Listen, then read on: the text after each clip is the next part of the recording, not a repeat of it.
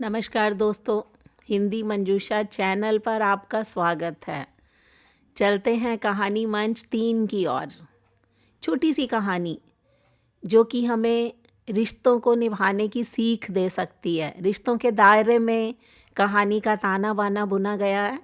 कहानी का शीर्षक है छोटी सी भेंट अनदेखी बहन के लिए। कहानी शुरू करती हूँ। सुनील की बेटी की शादी थी।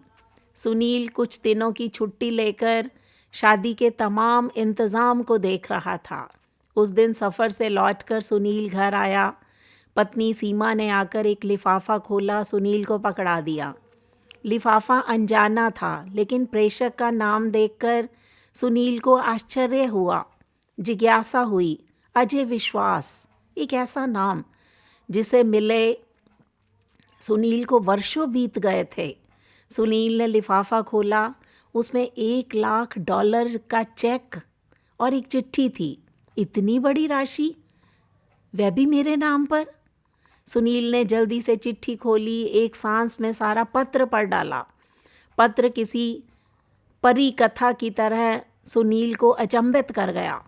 पत्र में लिखा था, आदरणीय सर, मैं एक छोटी सी भेंट आपको दे रहा हूँ। मुझे नहीं लगता कि आपके एहसानों का कर्ज मैं कभी उतार पाऊंगा। यह उपहार मेरी अनदेखी बहन के लिए। घर पर सभी को मेरा परिणाम। आपका अजय विश्वास। सुनील की आंखों में वर्षों पुराने दिन सहसा एक चलचित्र की तरह तैरने लगे।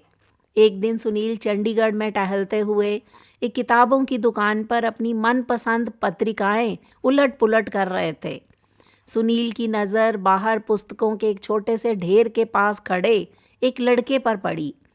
वह पुस्तक की दुकान से घुसते हर संभ्रांत व्यक्ति को अनुनय विनय कर रहा था। कोई प्रतिक्रिया न मिलने पर वापस अपनी जगह पर जाकर खड़ा हो जाता। सुनील काफ़ी देर तक मूक दर्शक की तरह यह दृश्य देखता रहा।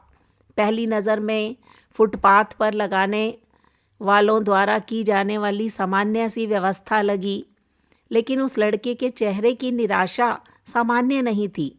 हर बार नई आशा के साथ वो लड़का कोशिश करता, फिर निराश हो जाता।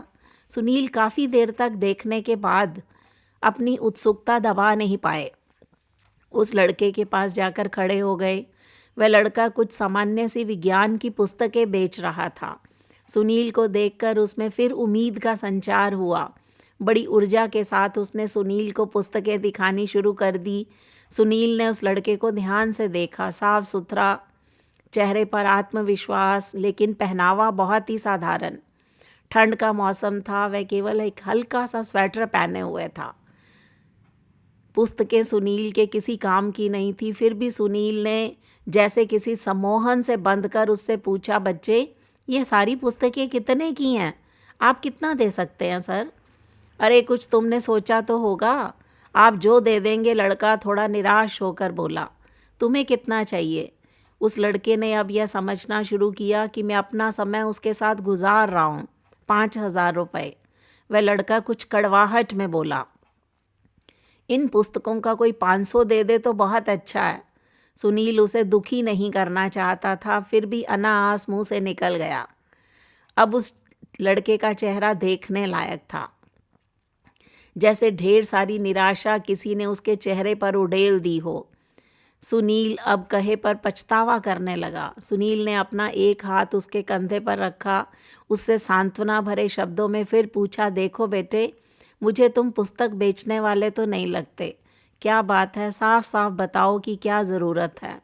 वह लड़का जैसे फूट कर रोने लगा। शायद काफ़ी समय निराशा का उतार चढ़ाव अब उसके बर्दाश्त के बाहर था। सर, मैं 10+2 कर चुका हूँ।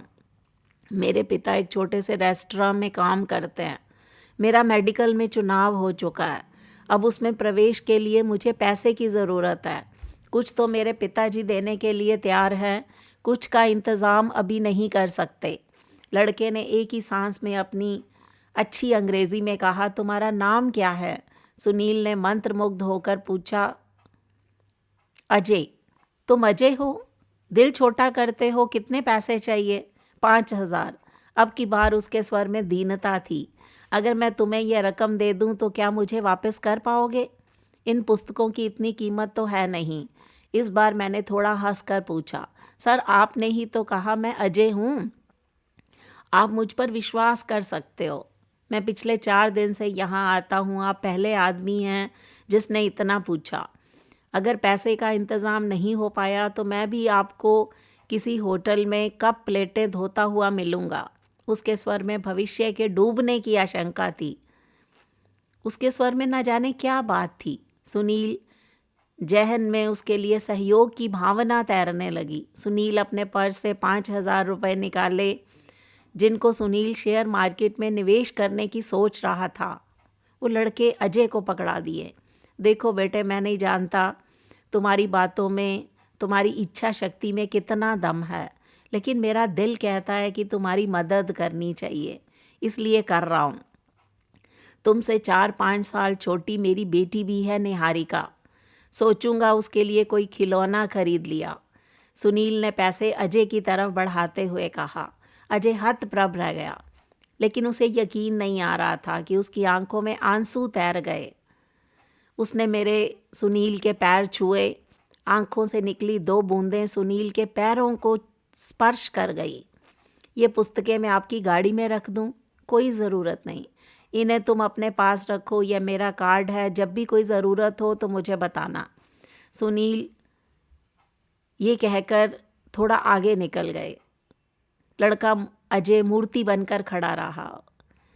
सुनील ने उसका कंधा थपथपाया, कार स्टार्ट करके आगे बढ़ा दी। कार को चलाते हुए सुनील की घटना उसके दिमाग में घूम रही थी। सुनील अपने खेले हुए जुए के बारे में सोच रहा था, जिसमें अनिश्चितता ही ज़्यादा थी। कोई दूसरा सुनेगा तो सुनील को भावुक मूर्ख से ज़्यादा कुछ नहीं समझेगा। सुनील ने यह घटना किसी को न बताने का फैसला किया। दिन गुजरते गए। अजय ने मेडिकल में दाखिले की सूचना सुनील को एक पत्र के माध्यम से दी। सुनील को अपनी मूर्खता में कुछ मानवता नजर आने लगी। एक अनजान सी शक्ति में कहे दिल में बैठे मानव ने सुनील को प्रेरित किया। मैं 1,000-2,000 रुपये उसके पते पर फिर भेज देता हूँ। भावनाएं जीती। सुनील ने अपनी मूर्खता फिर दोहराई। दिन हवा होते गए। उसका संक्षिप्त सा पत्र आता जिसमें 4 लाइनें होती। 2 सुनील के लिए, एक अपनी पढ़ाई पर और एक निहारिका के लिए, जिसे वह अपनी बहन बोलता था। सुनील अपनी मूर्खता दोहराता, उसे भूल जाता। सुनील ने कभी चेष्टा नहीं की कि उसके पास जाकर अपने पैसे का उपयोग देखूं। न कभी अजय सुनील के घर आया। कुछ साल तक यही क्रम चलता रहा।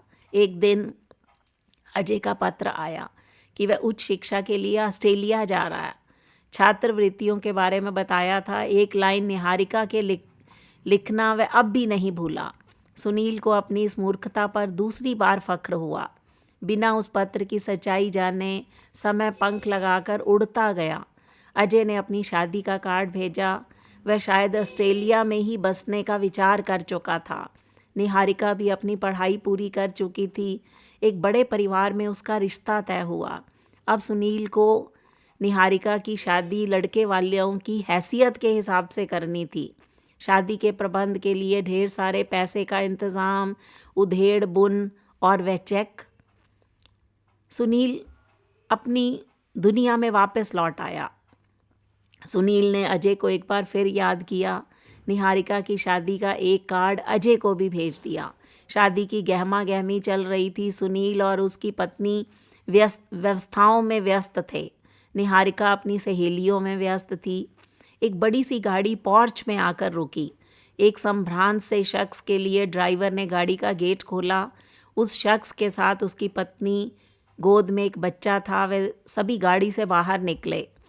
सुनील ने दरवाजे पर जाकर खड़ा हुए और लगा कि इस व्यक्ति को पहले कहीं देखा है। उसने आकर सुनील की पत्नी और सुनील के पैर छुए। सर, मैं अजय।